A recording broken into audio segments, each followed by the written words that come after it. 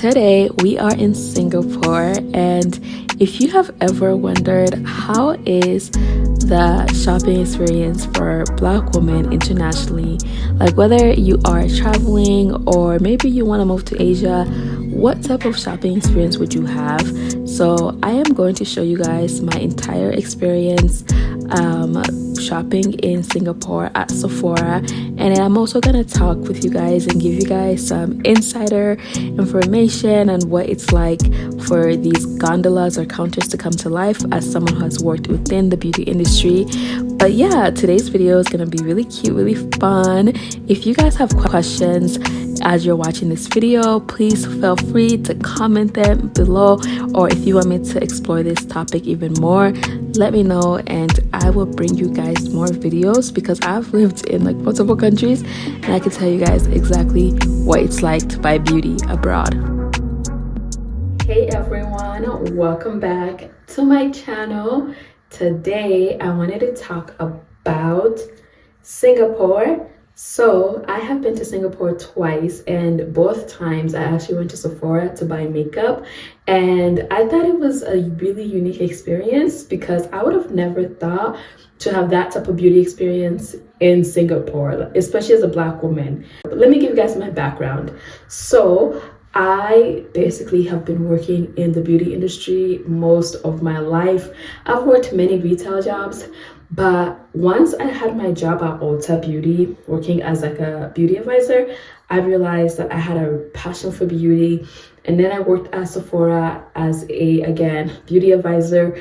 And then I was like, oh my God, like as a Black woman, like I see so many things wrong with the way that we experience beauty.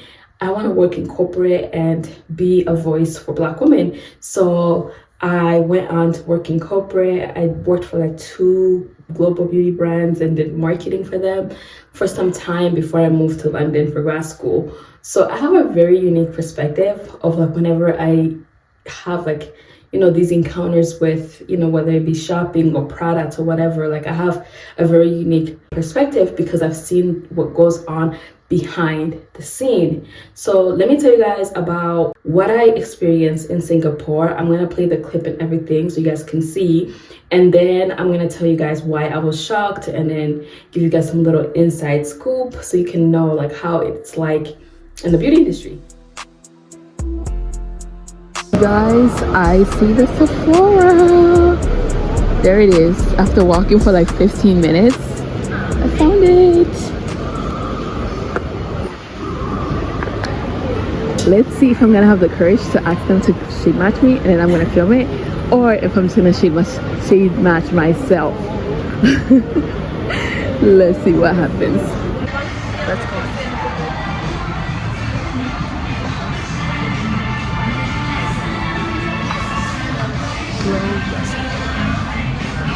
Hey guys, so as soon as I walk into the Sephora, I immediately just didn't have the confidence to ask one of the workers to shade match me. So, and then also I just didn't feel comfortable putting that person on camera. Like I just thought it would be weird. So I just decided to try out different products, and we first started with the Fenty skin tint.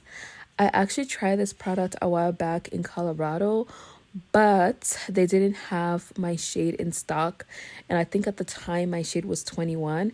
So today I'm trying 3 different shades. I think I'm trying 20, 21, and 22, and I'm just trying to figure out like which shade is best for me. The shade that I'm wearing right now, I'm pretty sure it's 21 because that shade matches me perfectly. But yeah, I'm just like trying different shades to see what I like, because I'm kind of considering getting this skin tint. I've seen videos on it before and reviews, and it just always looks really beautiful, and I am interested in it. Anyways, now we're gonna try it on like just different parts of my body. Like I just not sure if it matches or not, but yeah. I'm also trying the 22. This shade is actually quite dark. I don't know what in my right mind made me think that I could that this would match me, but you know what? Let's just try it. Okay, yeah, that looks crazy. I don't think I'm gonna be able to find a foundation. I came to this Sephora today with the intentions of buying a product. So the skin tint did not work. I'm gonna try the hydrating concealer. I don't think I've ever tried this concealer before from Fenty. Oh my god, I almost put that on my face. I can't believe that. Number one, never put anything directly on your face if you're trying products in person in Sephora. But the first shade that we're trying is 445N, and you guys, look at how beautifully it applies. Like, I am obsessed with this formula. It is just like leaving my under eye so hydrated, and it's so smooth, and it color corrects my under eye. Like, my the hyperpigmentation on my under eye doesn't come through as much, so I really like that.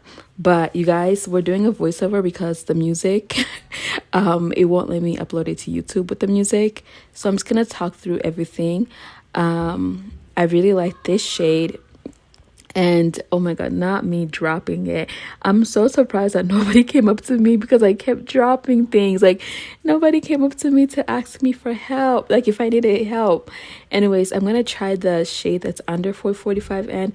I'm not sure what it is, but I just wanted to go a little bit darker because I was thinking that, hey, like maybe the first shade was a little too dark. And this shade, again, like the formula is beautiful. It's very smooth.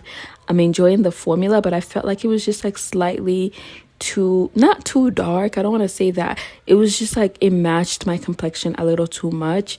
And I guess like for my concealer, I like it to be a little bit lighter so it can have like that brightening effect. And with this darker shade, like I don't know if you can see, but I feel like my hyperpigmentation comes through a little bit more, and I feel like whenever you're brightening, it helps conceal that hyperpigmentation a little bit more. But either way, like I feel like for the second shade, like I would wear it on a day where I didn't want to wear makeup, and like I wanted to wear like on a makeup no makeup day, but where I didn't want to wear like a lot of makeup and I just wanted to wear concealer, it'd be perfect for that day. So I think I'm gonna go with 45N. But wow, this formula is just so beautiful. I definitely want to get it. We are getting the concealer because I'm obsessed with how smooth it is. Why did I keep dropping things? Oh my god. Okay, so I want to try another product. So in Asia, they're really obsessed with like the lilac, lavender shade type of blushes and highlights. So I wanted to try this, and you guys, what do you think? Like, do you think this suits my skin or it's too light? I like the little hint of pink, but I feel like unfortunately I think it's just a little too light. But I love the concept of it. Like, maybe if we had like a warmer undertone, it wouldn't look as like ashy on me. What do you guys think? Would you wear this type of blush? I think it's really beautiful, but I don't know if it's made for my skin type.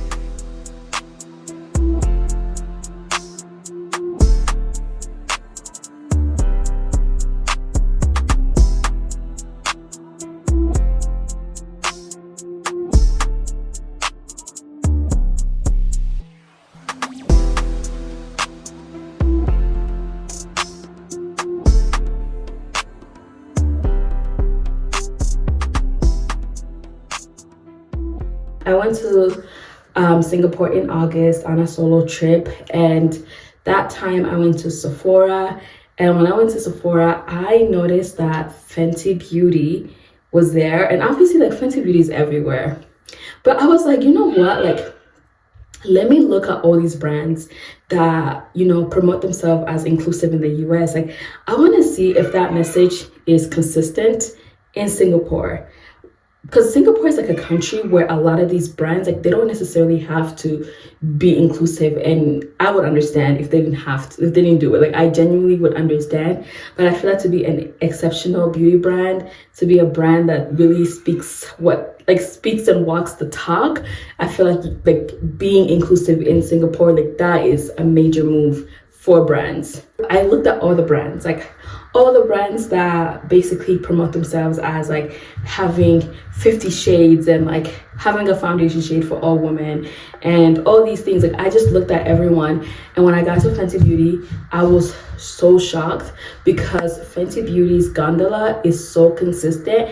What you experience in Singapore is what you can experience in United Kingdoms, London, it's what you're going to experience in Australia. You're going to experience the same thing in the US. Like, it's so consistent that it's just so refreshing to see a brand really be thoughtful and understanding when it comes to diversity and inclusion. Like, obviously the majority of population of people in Singapore are not Black people. Like, they're Singaporean, they're Asians, but there's a lot of Black women that travel through Asia. Like, Black women, one thing about us, we love to travel. And so a person like me, once in a while, might go into a Sephora and be like, okay, you know, I need a complexion product. Where do I find one? And most of the brands, I'm telling you guys, it is there's no inclusivity. And I wouldn't be mad at it. But when I saw FentyBeauty, I was like, this is a beautiful gondola. This is beautiful. Like, I love this. And the second time I went, I was like, okay, the second time was like this month, November 4th. I was like, okay, if I go to Singapore, like, since I'm gonna be back in Singapore, I have to buy something at FentyBeauty, because I was just so proud of them. Like, Rihanna, you are that girl. So this time, what you guys are gonna see me, I'm like in person, and I'm like, you know, swatching shades on myself, trying to find something. I think I tried a foundation, a concealer, like different little things. Now, my experience shopping, you guys, one thing I would say about Singapore is one of those places where, like, I'm gonna say this in the nicest way possible, but like, they don't have customer service like in the US. Like, you're not gonna walk in and someone's gonna come up to you and try to help you. Like, in America, if I go into Sephora, there's gonna be at least 2 or 3 people that are gonna talk to me, wanting to service me, wanting to help me out, wanting to answer my questions.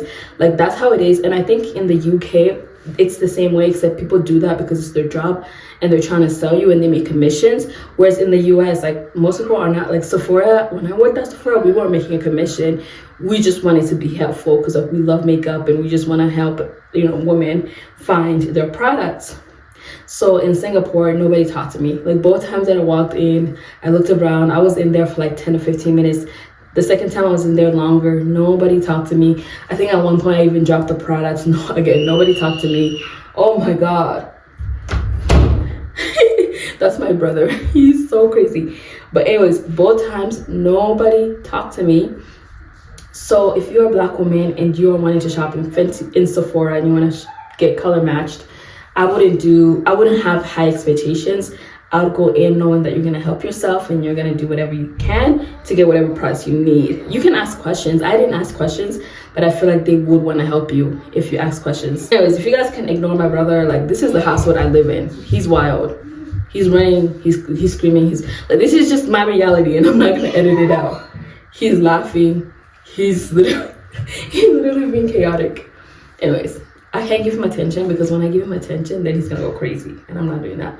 Okay, so anyways, Singapore, yeah, I bought my FentyBeauty, really, really happy. And then I looked over and then I saw the Rare Beauty was doing the same thing. I was like, oh my God, Selena Gomez, like, whoa. And you know, they had this gondola, like beautiful gondola. They have all the shades, every product that's like, you know, in all the shades, deep, light, like everything is there. And I'm just like, wow, beautiful. Good job, Miss Selena. And then I realized, like, as I was thinking about doing this video, I realized, you know what? It's probably Sephora that was really intentional in making these brands that have really kind of like taken this message of inclusivity by the storm. Like, they're making sure that those brands, they show up exactly like that in other countries. And I think that is beautiful. And now this is where the insider information comes in, you guys. Well, not insider information, because some of this information, like, I learned because in 2020 when COVID happened, I was in the Clubhouse.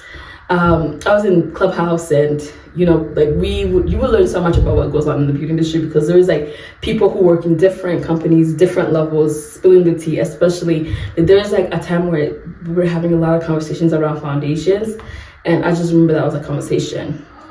But so one of the things that you have to understand when you walk into a Sephora, you walk into an Ulta, you walk into any beauty retailer. So I would say that the beauty retailer, they have a leg up, right? So 60% of what's presented to you, I would say the beauty retailer is the one who's really dictating on what happens in the store. 40% is the brand, because the brand is going to come with the product and they're going to present it to Sephora, and then Sephora or Ulta is going to say, this is how we want this product and this is how we're going to position it in our store. So for example, when Fenty Beauty and Rare Beauty were founded, they were like, we're going to be inclusive, we're going to have however many shades. I think Fenty at the time was like 40 or 50. So they were given the space to have that type of level of diversity and inclusion. And when it comes to like gondolas and counters in Sephora, gondolas is basically like a counter, but when it comes to gondolas and counters in Sephora, like they don't get changed often. Like, yeah, you get like there's a new product launch or the holiday, like brands will switch up like how it looks visually, but like they're not gonna switch up the layout as often, or the whole gondola. So they're not gonna like go ahead and throw the gondola away and then create a new one and add more shades, like extend the shade selection.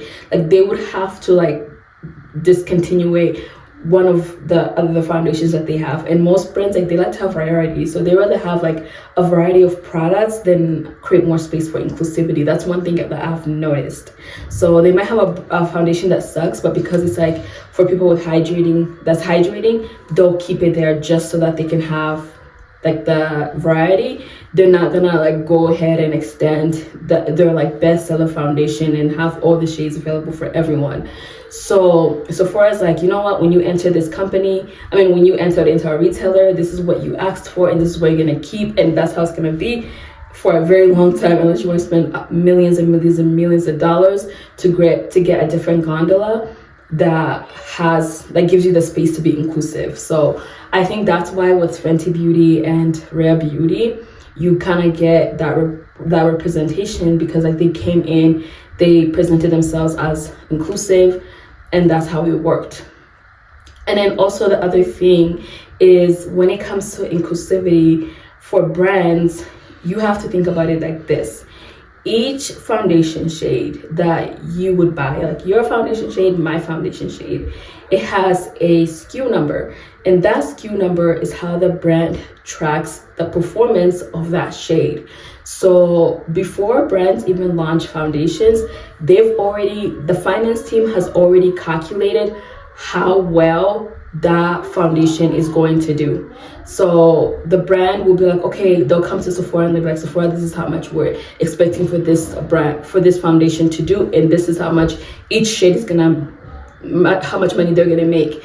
And then Sephora is gonna look at it and be like, okay, well, we're actually making these estimates, like these shades are not gonna sell. Even if it was like a lip gloss, whatever, like if they think that something's not gonna sell, they don't have to take it. So let's say a brand initially wanted to launch 50 shades, but then they realize, you know what, we're not gonna be able to sell like the deepest shades. That brand at that level, they might cut those shades off.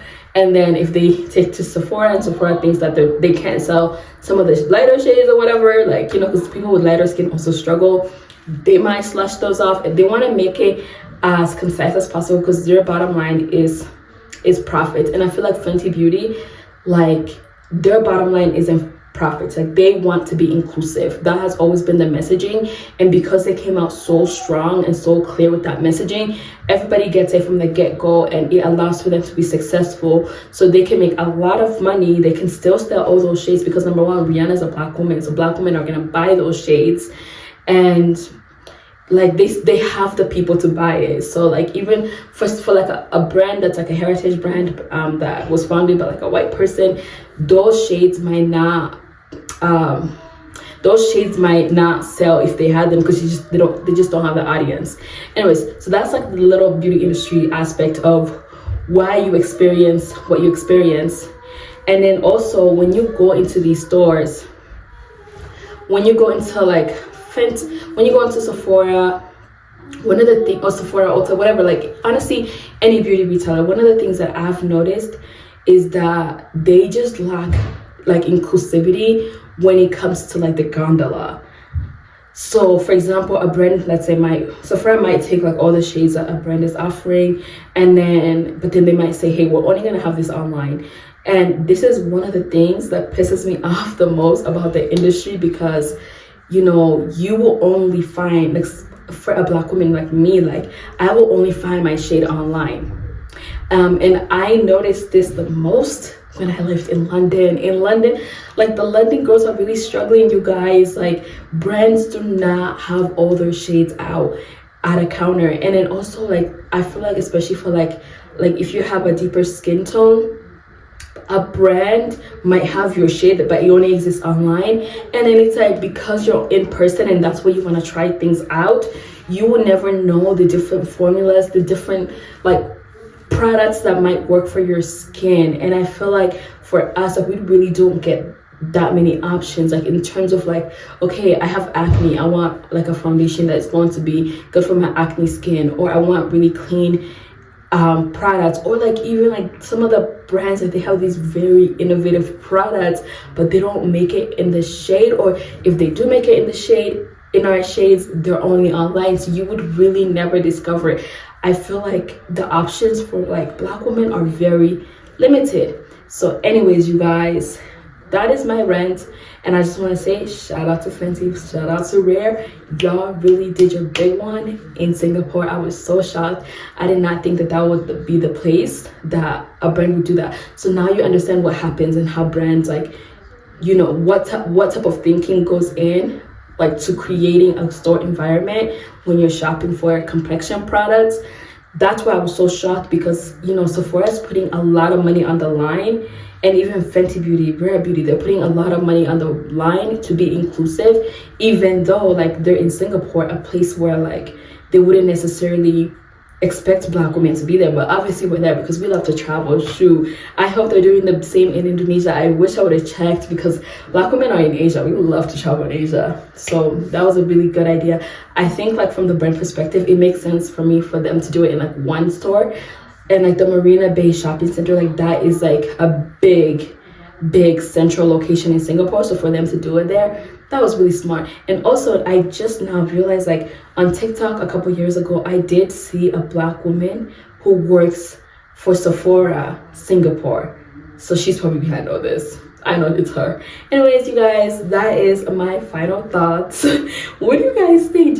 Did you guys like me talking about beauty in this perspective? I know it's different from my channel, but I'm kind of trying to take like my lifestyle and also kind of incorporate some of like my beauty experience and just kind of like make this content that goes together, because my life is literally all about beauty. It's always been about beauty, and you're gonna continue to see it on my platforms come out or shine through as time goes by. But yeah, you guys, thank you so much for watching, and I'll see you guys next time. Bye.